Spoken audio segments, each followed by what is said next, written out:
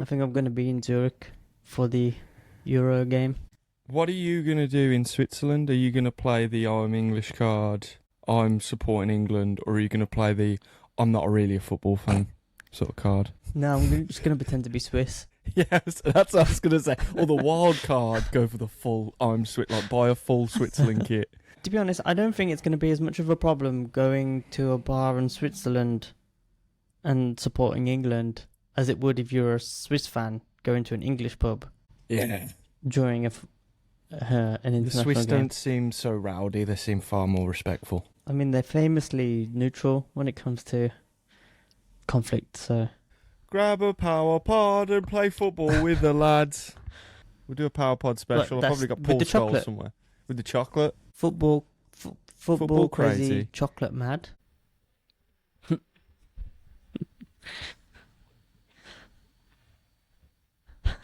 Sick. Unwaved Network presents. This is Houston Control. Take it from backup. And we are good to go. Rambles N Records. One of my colleagues at work has been winding me up. He was sat on a call with one of our Serbian colleagues and he was saying, "Oh, British people, man, they really piss me off. They're always going around singing, 'Football's coming home.'" I know, man. And trust me, that's annoying for me. One of his heroes is Johnny English. I'm Yeah. not sure if he's ever actually been to the UK. We'll have to give him a tour. Of, we'll take him. Yeah. What's that pub next to Mother's? Is that even open Oh, still the Town anymore? Crier. The Town Crier. We'll take him the Town Crier. Yeah, that's a good idea. Yeah. Get him on He the listens fruities. to this podcast sometimes. Ah, well, what's Gab, his name? if you're listening, Gabriel. Gabriel. We're going to take you to the Town Crier. We're going to have a great time. It's really safe. And there's some really nice, Yeah. well-presentable people there. Lovely. Fine Salt of the establishment. earth. Salt of the earth, that's it. Yeah, you're not going to get robbed. Don't worry. You're not going to get robbed. And you're going to be Glassed. fine. Or glassed. Okay? No, none of that. Okay? Don't read the Nope. papers. Only time I ever actually ventured in there, there was a group of lads in there who'd obviously been up all night like we had. Mm. They were buying us drinks, and they were being really sound, and then we got really suspicious, so snuck away when they weren't looking. I could have gone one They of were two probably ways, perfectly Billy. fine. Maybe. I mean, I'm on the fence with that yeah, one, mate. I don't know what to make of Jury's out on that one. Could have made a friend for life. Could have developed crack addiction. You could have got killed. You know? But that's life. that. Yeah, So I mean, come on anything down could to the have happened. Town Crier because life's about living on the edge. Yeah, life is about crying in town. Crying is the least of your worries when you come to the Town Crier. There's no point crying. Nobody can hear you. Okay. What's going on, peeps? Welcome to another episode of Thy Rambles and Thy Records. We're going to be talking today about a few things got in mind. I've been away for a week, so I'm going to talk about my ventures there and some of the records that I got from a record store. What have you been up to, Bill, while I've been away? Yeah, so this week, slightly not music related, just a quick tangent. I hurt my foot while I was running. Shit. So my running hasn't been as good as I would like it to be. So now the coach has me on the bike. But Okay. I should be back to running on Friday in the mountains in Switzerland. Okay, that's not that bad. I hope you make a It's speedy fine. recovery. Yeah, it's pretty minor. I just wanted to complain about my foot. Get it out there. Did Get I it out to the remember? people. I think I forgot to bring my tennis ball. Are you going to roll it against your foot? Yeah, man. Yeah. That's exactly what I've been doing. It's been good. Oh yeah, that's what Coach has been telling me as well. You know, Coach likes me better, Bill. He told me. Probably does. I was shocking this week. I had a couple yeah, of cocktails yeah. on Friday. Yeah, he was telling me all about it. How you came in, like you checked your BPM and it was all over the fucking place. You stunk of margaritas. How did you know I was having margaritas? You weren't really, were you? I actually did. I actually tried margaritas for the first time on Friday. Well, I mean, obviously I knew any Coach was telling me. Yeah. I told him I had a couple of cocktails and he was like, "Please try and take this seriously." I was like, oops. Ooh, that's a deep one, that is. That cuts deep. Please try and take this seriously. But in some more positive news, I finally ventured into solo records and books here in Malta. Like I'd heard it was decent, but I hadn't been in yet, and I finally went in, and it had loads of great stuff. So yeah, I'm absolutely chuffed because we have a genuinely good record store here in Malta. Oh, that's so good to hear, man. Sick. How long was it that you knew but you just hadn't ventured out there, like? Start of the year. Okay, so the first record I bought, which I'm going to share with you this week, is Ty Segall's Freedom's Goblin. Nice. So this came out in January 2018. This is his 10th studio album. It was his And- 10th in 2018. Yeah. Yeah. I didn't know he had that 10th many. in That's cool. 2018. Okay. I remember when this record came out. I was already a big fan of Ty Segall before this record came out, and so when it did come out, I was listening to it quite a lot. Now, probably at the time, I didn't hold it in as high regard as some of his earlier records, some of his like more kind of raw garage rock kind of releases. But you know, now in hindsight, this is probably one of his strongest records. I think it's a lot more ambitious than some of his previous stuff.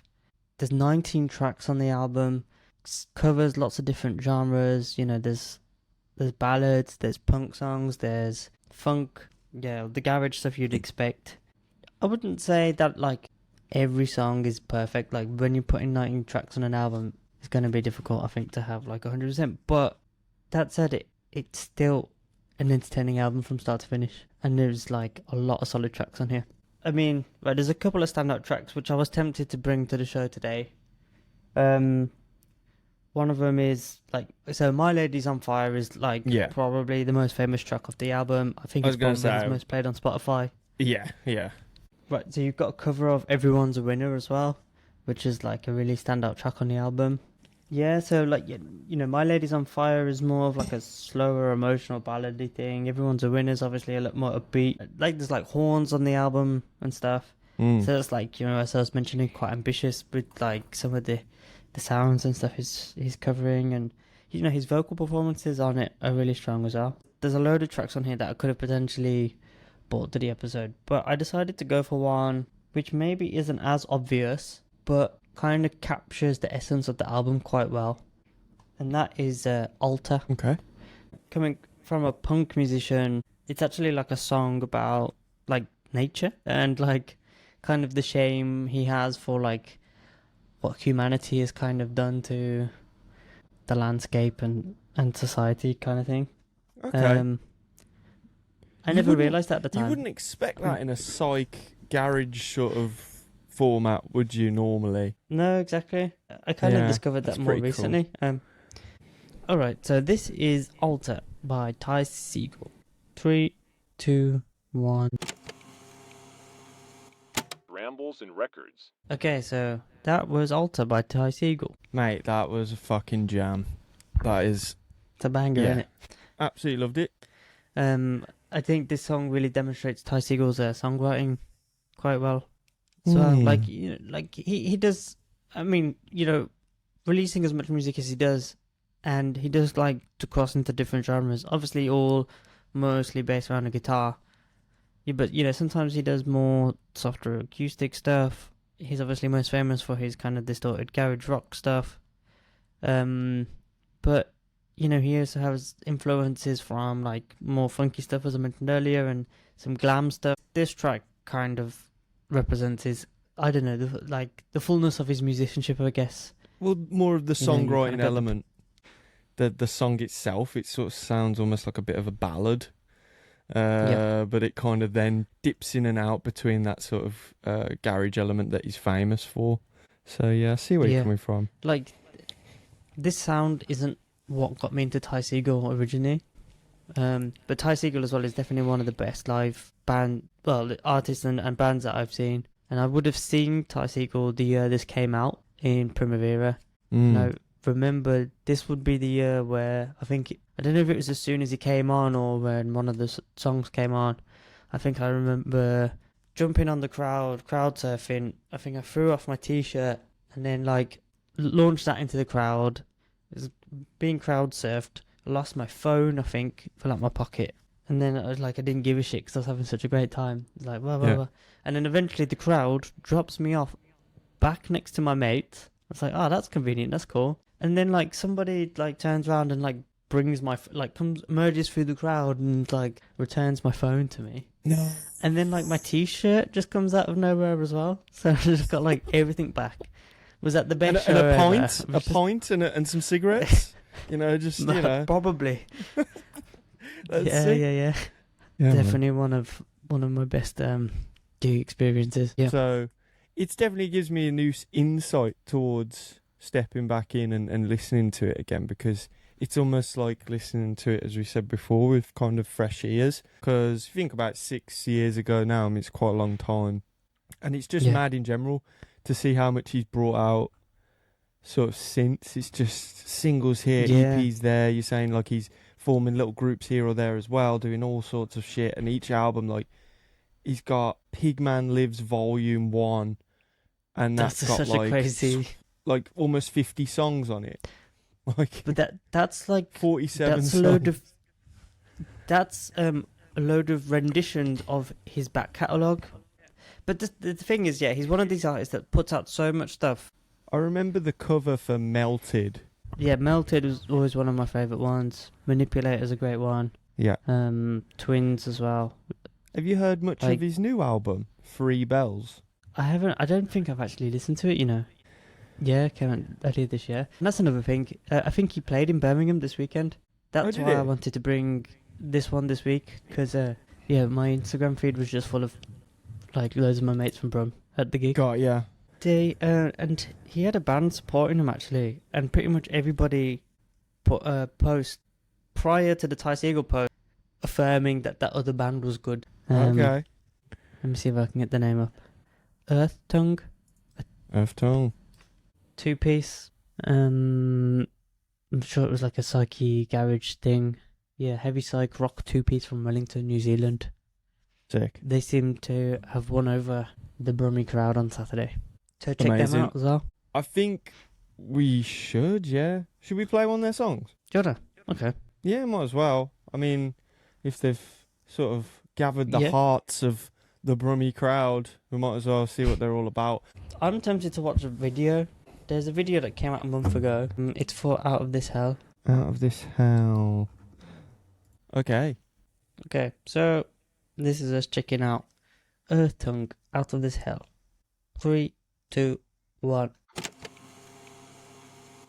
Rambles N Records. Cool, man. Okay. That was Earth Tongue with Out of This Hell. Yeah, man. Okay. The video was fucking intense. That was You can good. definitely see why the Brummie crowd was a fan. Like, definitely harkens back Brummie to crowd's all Sabbath. over that. Yeah, man. Real Sabbath sort of vibes. I was really impressed with the song, but the fucking video, man. Like, the cinematography and the way it was shot, like that sort of vintage feel.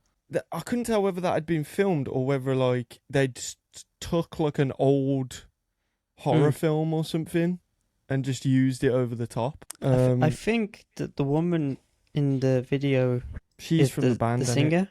Yeah. Yeah. Because I was reading in the thing, it's like starring the band and then Theodore as Deaf. So I don't know who Theodore is, but and it was shot on a 16mm Kodak motion picture film and processed by Kodak at Pinewood Studios. I was in a band at one point, and I think how we imagined our music videos were supposed to look, I think it would have looked something a bit like that. Yeah. In a perfect world, that's how all of our videos would have shaped up to be. I was in one of your videos once. You were, yeah. The one Yeah, where for my girlfriend. Yeah, man. Your appearance in Here It Comes remains, I think, one of my Unbeaten. highlights.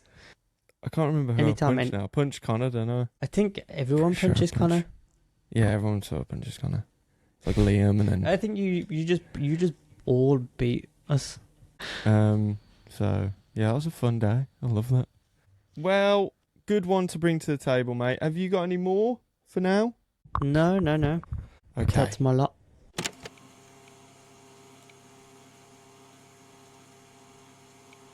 I got here 4 records, right? That cost me £2. I think I got these for a tenner, and this was another £5. So I think all in all, I think I spent £17 on 4 records. So that's okay. Yeah. So I was off last week. I went on holiday. I went to St Ives in Cornwall for a week. And Did you get in the sea? did get in the sea a little bit, yeah. It wasn't all that sunny, but I mean, no, it was. It's probably like 18, 19 degrees, which isn't anything by your standards. And get this, I still managed to burn myself. I fell asleep on the beach, right, for I say 2 hours, probably an hour. Like, I was sort of on my side, and all this side had just burnt. It weren't that bad. It didn't hurt that much, but I was definitely burnt. You were just crying in agony. Just crying a little bit in the shower. But I do that all the time anyway, so it's fine. Anyway, so yeah, St Ives, beautiful place. My mother actually used to live there. My mum used to live there in like the early 70s during the kind of beatnik sort of hippie sort of era. So basically took her down as like a treat, and that was the main point of going for her birthday. Oh, cool. And we managed to Airbnb the house that she used to live in when in the 70s. Oh, no like the way. exact house. Yeah, so it was sick. That's crazy.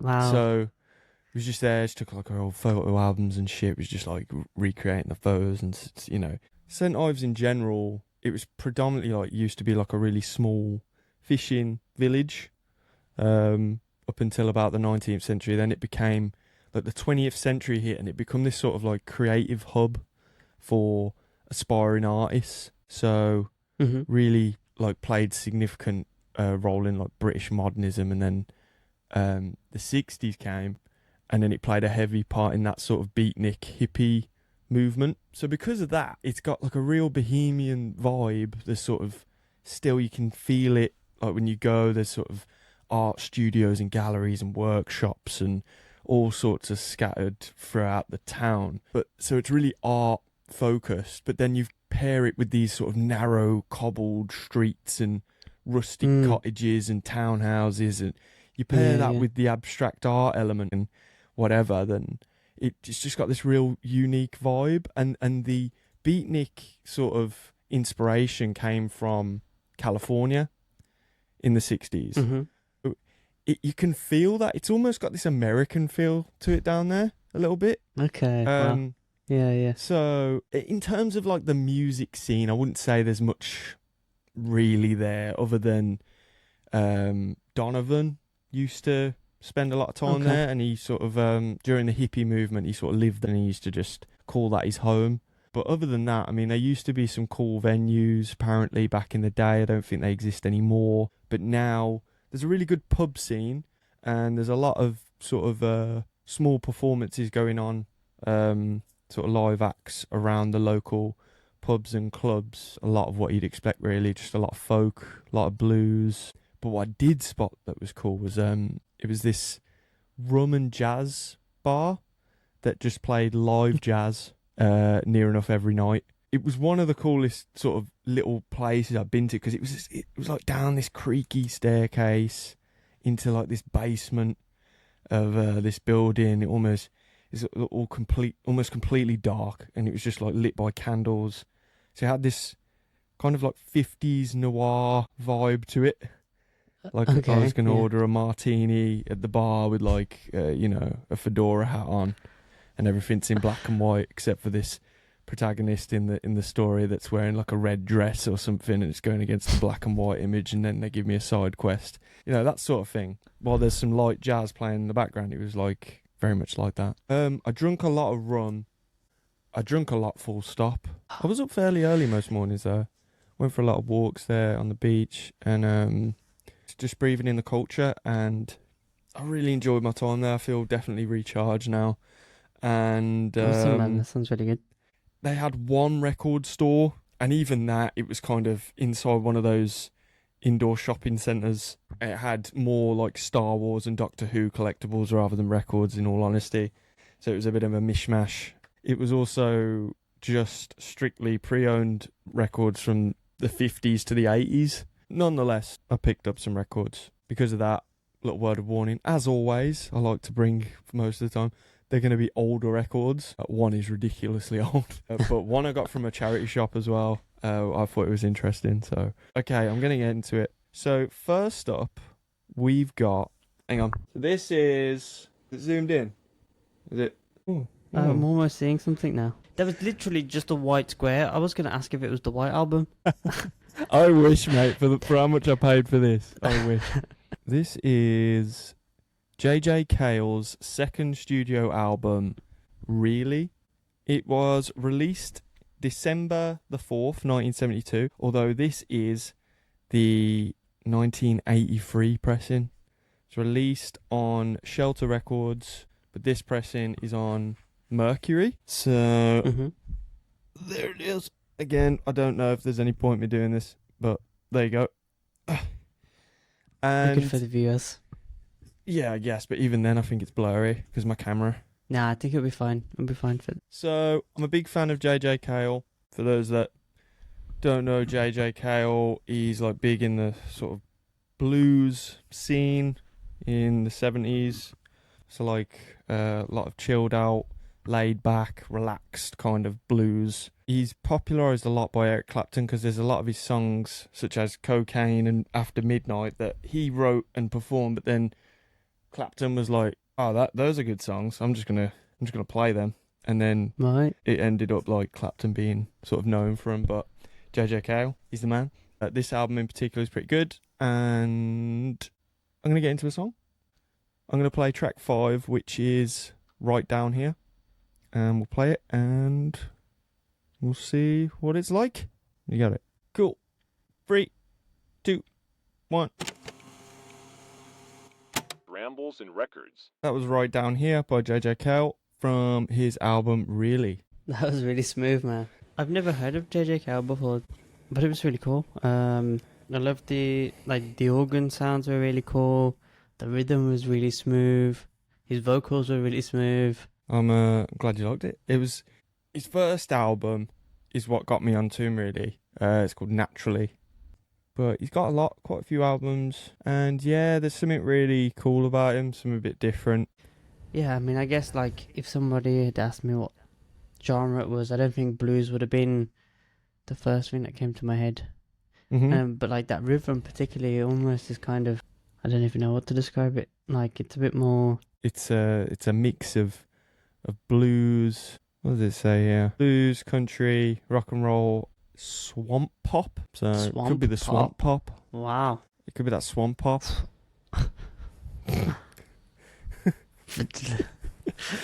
just sounds it sounds bluesy, but there's something else in there. It's that swamp pop, mate. Just a bit of swamp pop. So yeah, nice, cool song. Like it. Pop it in the playlist. On to the next one, shall we? I think so. I was expecting that transition to be cooler. Okay, so coming next is this bad boy. This is the self-titled album by Rickie Lee Jones. Rickie Lee Jones, similar sort of vibe, I would say. Kind of blues, but more like a bit of jazz, rock and folk. A bit more folk in there. She's known for her sort of songwriting capabilities, much like JJ Cale, and elements of storytelling. Was released on February the 28th, 1979 on Warner Brothers. Not gonna lie, bit of a guilty pleasure. I would have been better off maybe saying like, oh, I picked up this one, I didn't fucking even know what it was, but I guess we'll just play it anyway, you know? But I actually do know what it was. I was just going for sort of chilled, laid-back music, and this fit the bill. So, yeah, let's get into that next, shall we? What should we play? I guess we could just play the first song on the album, which is Chuck E's In Love. You're going to love this, Bill. Yeah. Was you going to say you already knew the song? No. And you already love it? And you've already got it. I'm not going to admit that. You're not gonna come under the bus with me? Fuck. Fine.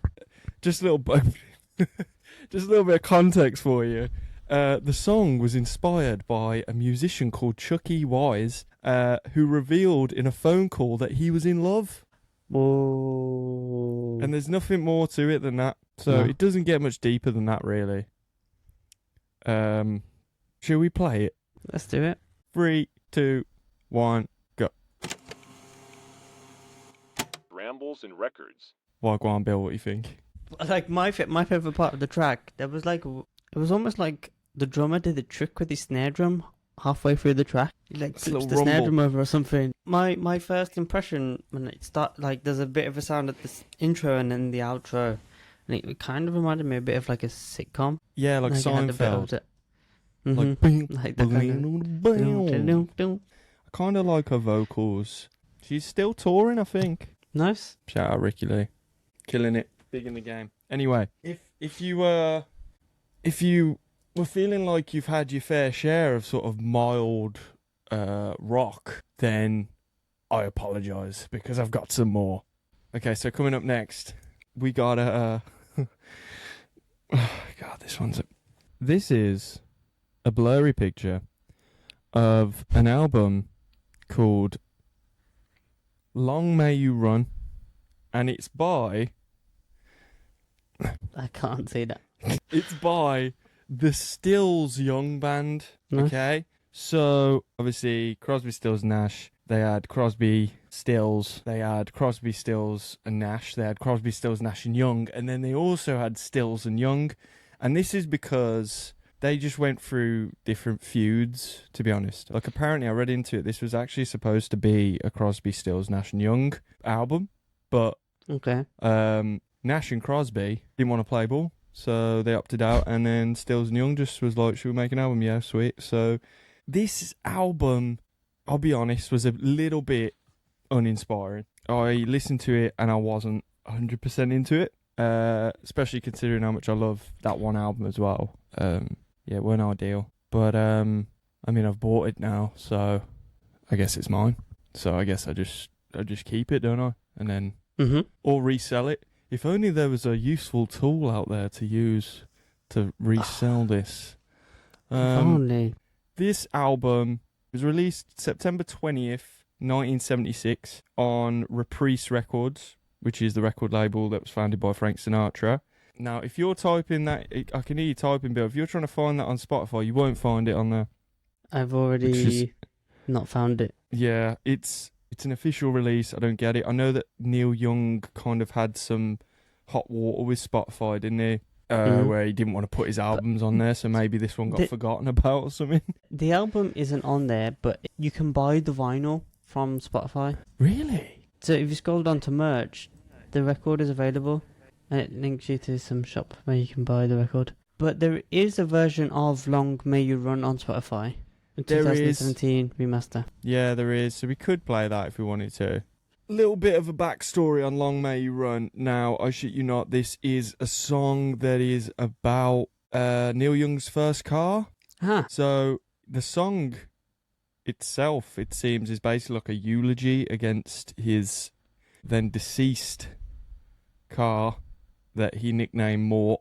It was a 1948 Buick Roadmaster hearse that died in 1962. And I'm just reading against my notes that I have here. Like, it's like acting like it's a real person. And then obviously... Can I just double check that? You said he had a hearse, which he called Mort, which Yep. I believe is a French word for dead. Yep.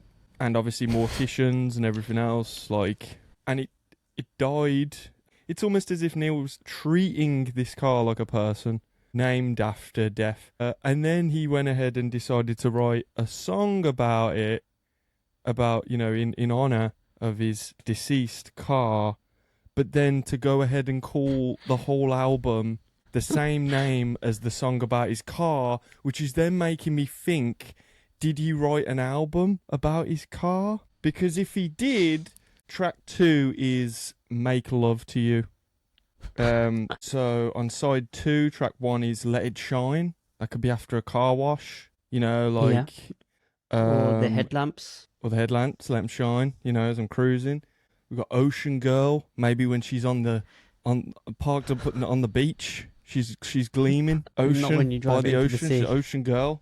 Midnight on the Bay. With my, with Mort. I don't know.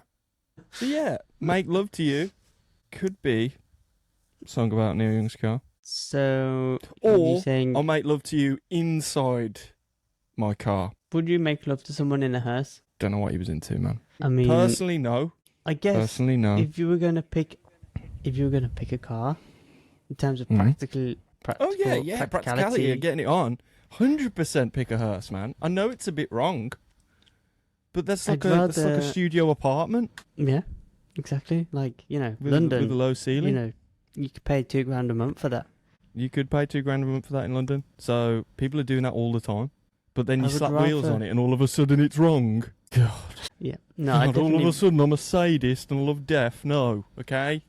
So anyway, yeah, I wasn't blown away by this album. Anyway, I don't know. It was, yeah. I'm still glad to own it because I love the story of the band in general. They're obviously going to have albums that aren't as good as others, in my opinion, and that is all it is as well, my opinion. So someone else might love it, but let's listen to it.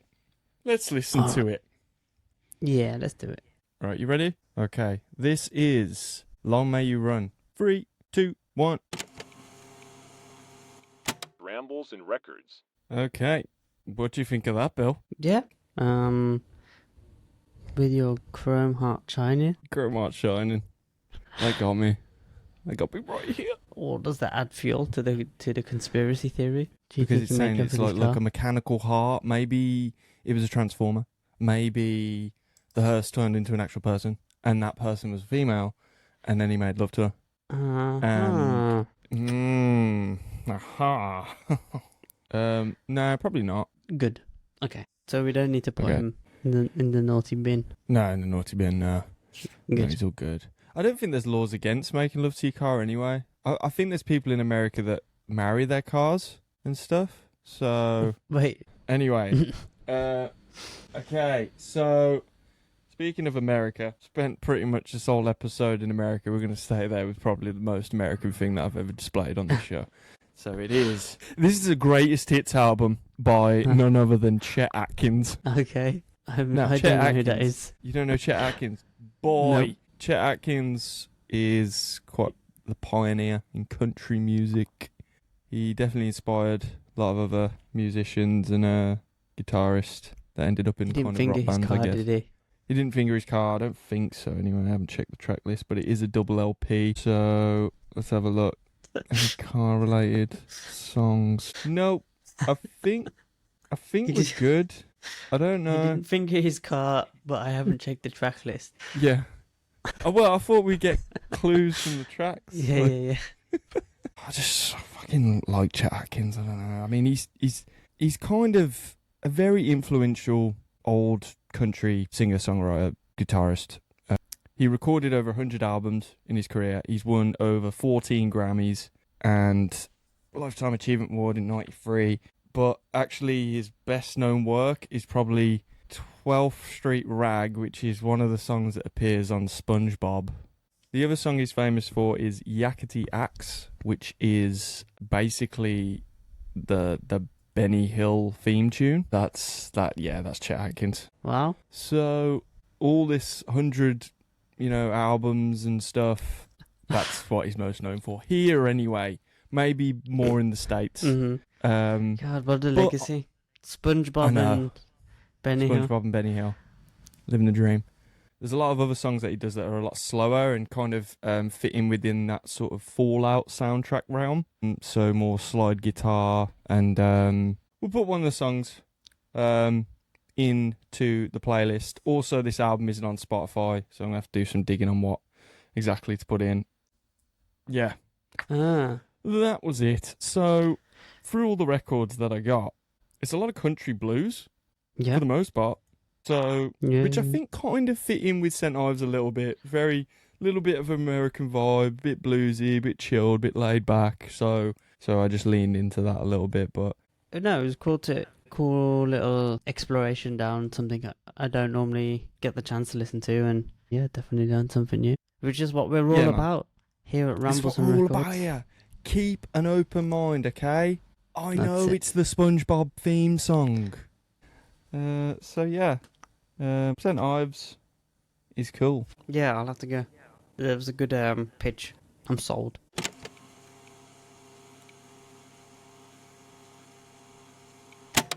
You got any more? You got any more tiddly bits?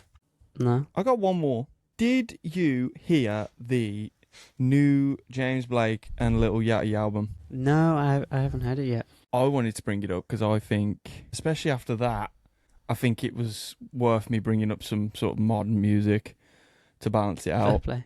After Chet Atkins. I heard that album and I just wanted to sort of mention it because I thought it was really good. I thought we could maybe get one of those songs on off of it. No, that'd be great. Obviously, coming off the back of the last recording as well. Exactly. Following James's story is going to be interesting, I think. Yeah, man. Like, since you mentioned him, I was sort of catching up with him a little bit myself because I think I'd not really been keeping up with him. And then I realised, oh shit, like, he's released an album like less than a week ago. And this album, I can't even pinpoint what it is in terms of like a genre. It's just really ambient, really like immersive.